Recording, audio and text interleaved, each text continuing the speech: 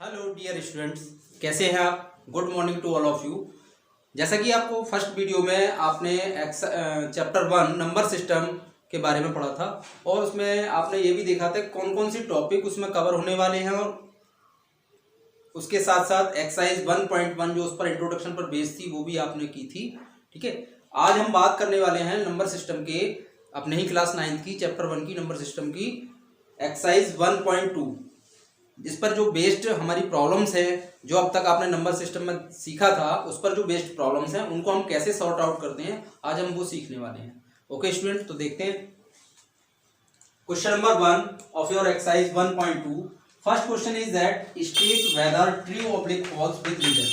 आपको ये बताना है कि जो भी स्टेटमेंट आपको दिया जा रहा है वो ट्रू है या फॉल्स है, और दोनों ही कंडीशन में, चाहे वो ट्रू हो या फॉल्स हो, दोनों ही कंडीशन में आपको उसका रीजन जरूर देना है। तो second solution, first question is every irrational number is a real number. Every irrational number is a real number. तो यहाँ पर दो वर्ड्स हैं मेन कौन कौन से, एक तो इरेशनल नंबर और रियल नंबर। तो इसको सॉर्ट आउट करने के लिए सबसे पहले हम यही लेट कर लेते हैं, इन दोनों को सेपरेटली लेट करते हैं। Consider the irrational number and real number separately. दोनों नंबर को हम सेपरेटली लेट कर रहे हैं। मैंने बीच में एक डिवाइडर लगाया हुआ है, एक तरफ इरेशनल नंबर लिखा है वन साइड और दूसरी साइड मैंने क्या लिखा है, रियल नंबर। अब बात करते हैं इरेशनल नंबर होते कौन से हैं। हालांकि मैं ऑलरेडी डिफाइन कर चुका हूं। इरेशनल नंबर को समझने से पहले आपको यह पता होना चाहिए कि रेशनल नंबर क्या होता है। Rational number is that number which can be represent in the form of p upon q but q is not equal to 0। Clear, जिनको हम p अपॉन q की फॉर्म में लिख सकते हैं और p और q वहां पर एनी इंटीजर है but q is not equal to 0, that is called rational number. अब हमारे यहाँ बात हो रही है किसकी, इरेशनल नंबर की। तो सीधी सी बात है, इरेशनल नंबर कौन से होगा, जो रेशनल नहीं हो सकते। जो रेशनल नंबर नहीं हो सकते वो हमारे इरेशनल होंगे। या हम ये भी कह सकते हैं which number which can not be represent in the form of p upon q, यानी जिनको हम p अपॉन q की फॉर्म में नहीं लिख सकते, where p and q are integers but q is not equal to 0, that is called irrational number. ये अच्छी तरह से आपको क्लियर हो गया होगा कि इरेशनल नंबर कौन से हैं। अब हम आते हैं सेकंड, जो हमारा वर्ड क्वेश्चन में गिवन था, रियल नंबर। रियल नंबर क्या है, real number we know that real number is collection of rational and irrational number. Real number जो एक कलेक्शन है किसका, रेशनल नंबर का और इरेशनल नंबर का। जो हमारी नंबर लाइन होती है, नंबर लाइन पर हमारे बहुत सारे नंबर होते हैं। लेफ्ट साइड में नेगेटिव में हम नंबर्स को शो करते हैं, बिटवीन में 0, राइट साइड में क्या होता है, पॉजिटिव नंबर्स हमारे होते हैं, और उसमें डेसिमल वाले नंबर भी हम उसमें नंबर लाइन में शो करते हैं और किए होंगे आपने। तो उसमें आप क्या देखोगे, रेशनल नंबर और इरेशनल नंबर जितने भी हैं उन दोनों का जो कलेक्शन होगा उनको हम क्या कहेंगे, रियल नंबर। तो ये क्लियर हो गया कि रियल नंबर कौन से हैं, जिनमें रेशनल नंबर भी काउंट होंगे और इरेशनल नंबर भी काउंट होंगे। तो अच्छे तरीके से दोनों वर्ड्स आपके डिफाइन हो गए कि इरेशनल नंबर कौन से होते हैं और रियल नंबर्स कौन से होते हैं। अब क्वेश्चन हमारा क्या था कि every irrational number is a real number. अब दोनों डेफिनेशन की आप मैचिंग करो, फिर आप देख के डिसाइड करो क्या ये ट्रू है या फॉल्स है। यहां पर इसने कहा इरेशनल में p अपॉन q फॉर्म में नहीं लिख सकते, लेकिन जबकि रियल नंबर की डेफिनेशन ये है कि उसमें रेशनल नंबर भी काउंट होते हैं और इरेशनल नंबर भी काउंट होते हैं। तो हमारा यहाँ से सोल्यूशन हमें मिल जाता है कि एवरी इरेशनल, क्योंकि यहाँ रेशनल वर्ड भी यूज हो रहा है, every irrational number is a real number. So that's why the answer of this question is true. तो हम नीचे लिखेंगे true, given statement is true, so every irrational number is a real number। Okay student, तो ये question आपकी समझ में आ गया होगा। अब इसी एक्सरसाइज के हम नेक्स्ट क्वेश्चन के बारे में डिस्कस करते हैं। Next question number 2 of exercise 1.2। Question is that are square roots of positive integer, are square roots of positive integers irrational. आपसे पूछा जा रहा है कि जितने जो भी पॉजिटिव इंटीजर होते हैं उनका अगर हम स्क्वायर रूट फाइंड आउट करें, पॉजिटिव इंटीजर का स्क्वायर रूट अगर हम फाइंड आउट करें तो क्या वो इरेशनल आएगा? आपसे ये क्वेश्चन पूछा गया है, क्या वो इरेशनल आएगा? और आपका आंसर यदि नॉट में है, इफ नॉट, इसलिए आगे क्वेश्चन ये भी है इफ नॉट, अगर आपका आंसर नो है कि रेशनल नंबर नहीं आएगा तो उसका आपको एग्जांपल भी देना है और ये भी बताना है कि वो रेशनल नंबर है। Give an example of square root of a number that is rational number. तो क्वेश्चन अच्छे समझ में आ गया होगा। क्वेश्चन के अकॉर्डिंग मैं दोबारा रिपीट कर देता हूँ। वो ये पूछ रहा है कि square root of positive integers is rational.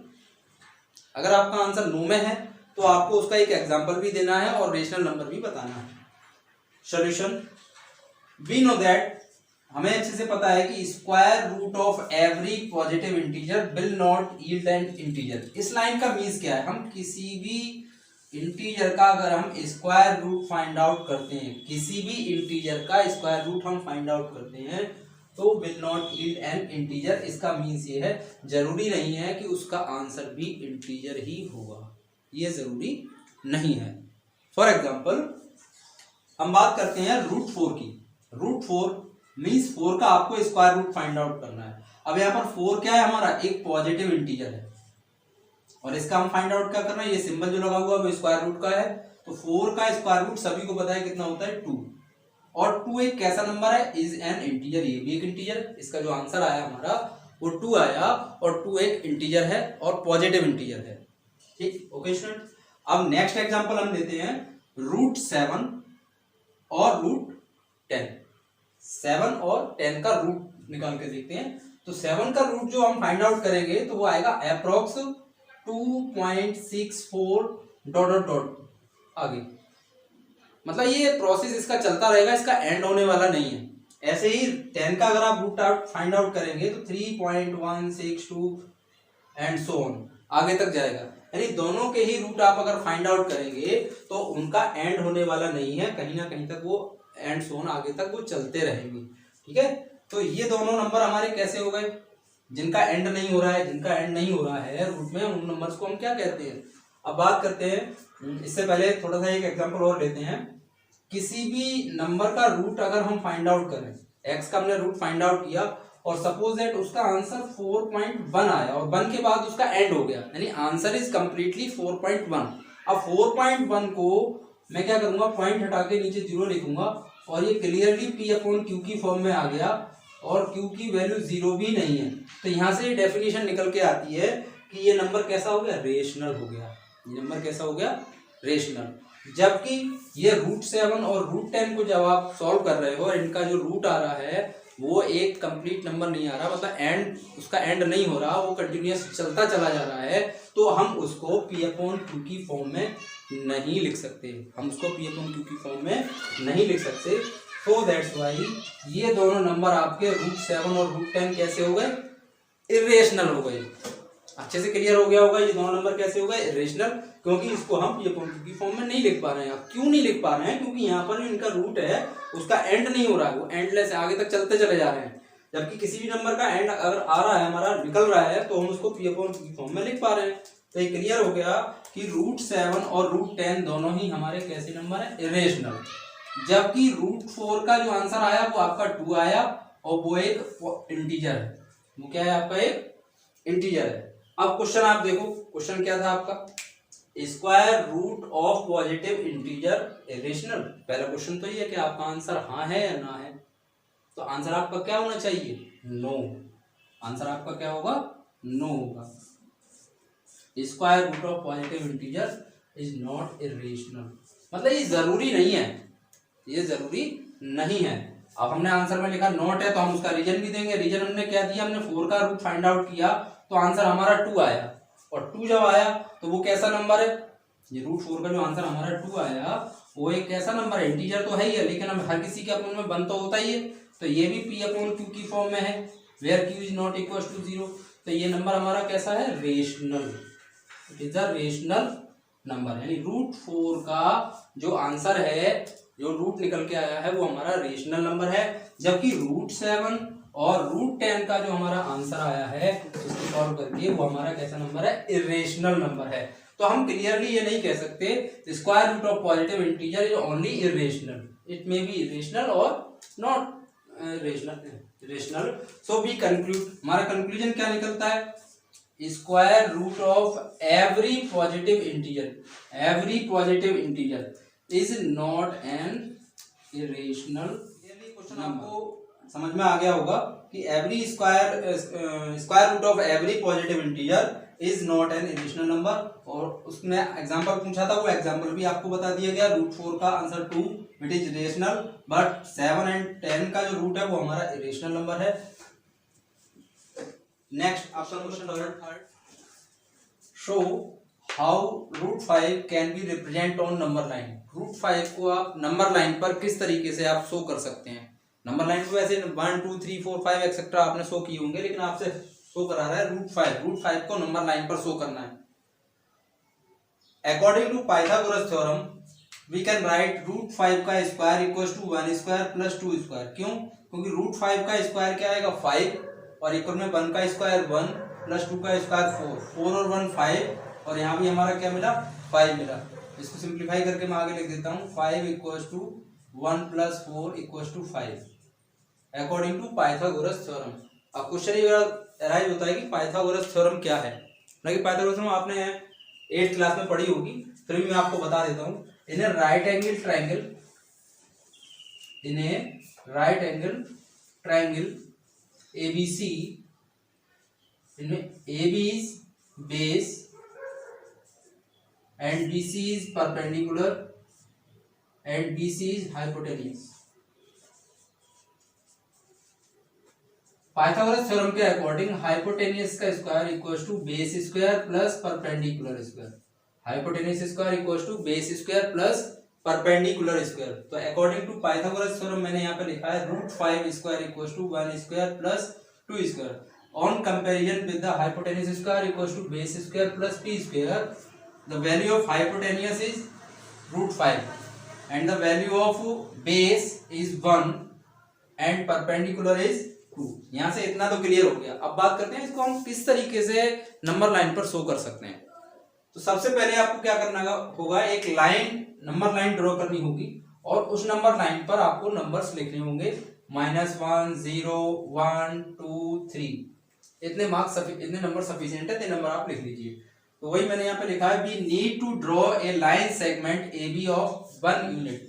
अब यहाँ से आपने एक लाइन सेगमेंट लिया, ये पूरी लाइन है, ये पूरी क्या है लाइन है, और दूसरा मैंने वर्ड यूज किया लाइन सेगमेंट। हालांकि दोनों चीजें आपको एक जैसी लग रही है, लेकिन यहाँ पर फर्क है लाइन और लाइन सेगमेंट में। लाइन का कोई भी एंड पॉइंट नहीं होता, लाइन का कोई भी एंड पॉइंट नहीं होता, जबकि सेगमेंट जब वर्ड यूज हो जाता है तो उस लाइन के 2 एंड पॉइंट होते हैं। ऐसे यहाँ पर ए बी जब लाइन सेगमेंट लिखा है 1 यूनिट, तो मैंने यहाँ पर ए ले लिया और यहाँ पर बी, यहाँ से यहाँ तक की डिस्टेंस 1 है। क्यों? क्योंकि यहाँ पर नंबर 0 लिखा है या 1 लिखा है, तो क्लियरली ए से बी तक का जो डिस्टेंस है वो 1 यूनिट हमने लिया है, ये 1 यूनिट हो गया। After that then draw a straight line segment BC। अब आपको एक स्ट्रेट लाइन सेगमेंट एक BC ड्रॉ करना है, और BC एक तरीके से क्या है पाइथागोरस थ्योरम के अकॉर्डिंग इसका परपेंडिकुलर है। क्या है? परपेंडिकुलर। और परपेंडिकुलर की हमारे पास कितनी आ रही थी 2। परपेंडिकुलर कितना आ रहा था 2 आ रहा था। अब 2 हमारा यहाँ से B से लेकर के C तक की जो डिस्टेंस है वो हमने 2 यूनिट का लाइन सेगमेंट अपनी तरफ से with the help of scale draw कर लिया। क्लियर? अब जहां पर हमारा ये 2 आया है, कंप्लीट हुआ है, उस पॉइंट का नाम हमने दे दिया C। अभी तक हमने सिर्फ इतना काम किया है कि एक लाइन सेगमेंट AB लिया 1 यूनिट का, और दूसरा BC लिया आपने 2 यूनिट का। अब हमें क्या करना होगा, यहाँ पर जो पॉइंट C मिला है, C से हम A को ज्वाइन करेंगे, वही यहाँ पर लिखा है then join points C and A। अब C एंड A को ज्वाइन करने के बाद फॉर्म में लाइन सेगमेंट BC, एक लाइन सेगमेंट BC बन जाएगा। BC को ज्वाइन कर लिया। अब इतना ट्रायंगल तो हमारा बन गया, नंबर लाइन भी बन गई, नंबर लाइन पर हमने एक ट्रायंगल भी बना लिया अकॉर्डिंग टू पाइथागोरस थ्योरम 1 2। अब ये जो हाइपोटेन्यूस आपको दिखाई दे रहा है AC, वो मैंने रूट 5 लिखा है। क्यों लिखा है? पाइथागोरस थ्योरम के अकॉर्डिंग, क्योंकि यहाँ पर आ रहा है रूट 5 का square equal to 1 square plus 2 square. यहाँ से भी अगर आप देखेंगे तो पाइथागोरस थ्योरम के अकॉर्डिंग इसका स्क्वायर यानी कि ए बी का स्क्वायर प्लस बी सी का स्क्वायर, ए बी का square plus B C square equal to क्या होना चाहिए, ए सी स्क्वायर। ये आपकी हाइपोटेनियस है, हमें हाइपोटेनस पता नहीं है अभी, तो 1 का square plus 2 square equals to A C square. तो ए सी स्क्वायर कितना मिलेगा हमें फाइनली 5 और ए सी इज √5। तो हाइपोटेनस की जो लेंथ हो गई वो हमारी √5 हो गई।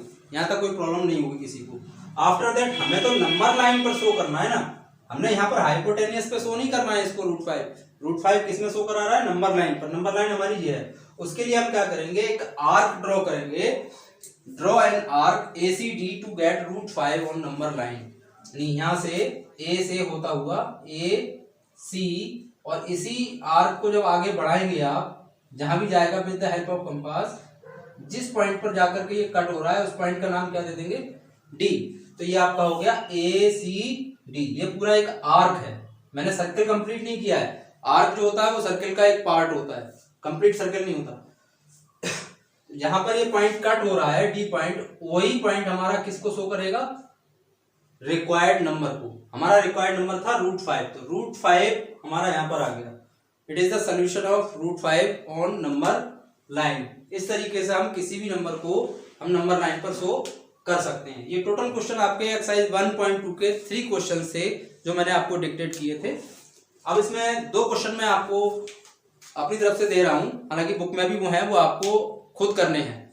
और पीछे की जो एक्सरसाइज आपकी है 1.1 जो आप ऑलरेडी कर चुके हो, उसमें अगर कोई प्रॉब्लम आती तो आप पूछ सकते हो, और किसी वजह से समझ में नहीं आया है तो आप वीडियो को दोबारा से जा करके देख सकते हो। डिस्क्रिप्शन में आपको लिंक मिल जाएगा, वहां से आप दोबारा से उस वीडियो को भी देख सकते हैं। Okay students, question number 1, every point on number line is of the form √m। जो भी जितने भी पॉइंट होते हैं वो नंबर लाइन पर √m की फॉर्म में होते हैं। Second question is every real number is an irrational number.